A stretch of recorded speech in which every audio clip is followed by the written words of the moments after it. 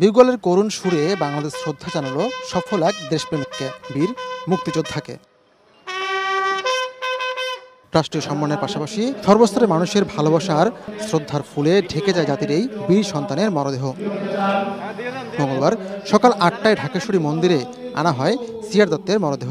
শ্রদ্ধা জানান রাজনীতিবিদ সহ নানা শ্রেণী পেশার মানুষ। আমার একটা যে কামনা আছে, সিআর দত্তের এটা স্কুলের টেক্সট বইতে তার কাহিনী লেখা হোক।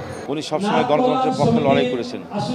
উনি সামরিক সরকারের বিরুদ্ধে সোচ্চার ছিলেন, প্রতিবাদী ছিলেন। একটি দেশকে অসংখ্য চেতনার এবং একটা গণতান্ত্রিক বাংলাদেশ রাষ্ট্র গড়ার জন্য উনি সবসময় সংগ্রাম করে গেছেন। জেনারেল দত্ত আজকে আর নেই, কিন্তু আমরা মনে করি যে আদর্শ তিনি রেখে গেলেন, এই আদর্শকে নিয়েই আমরা ভবিষ্যতে পথ চলতে চাই।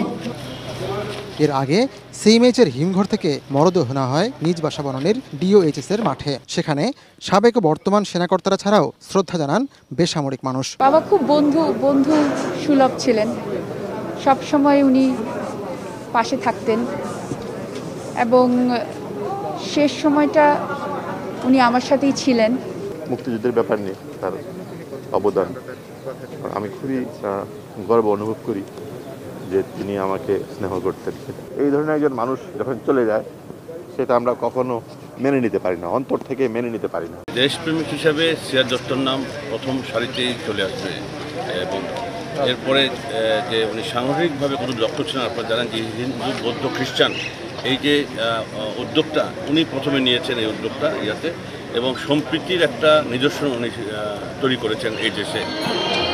ঢাকেশ্বরী মন্দিরে বাবাকে শেষবারের মতো দেখেন তার 4 সন্তান। পরে লাশবাহী গাড়ি রওনা দেয় সবুজবাগ শ্মশানের দিকে।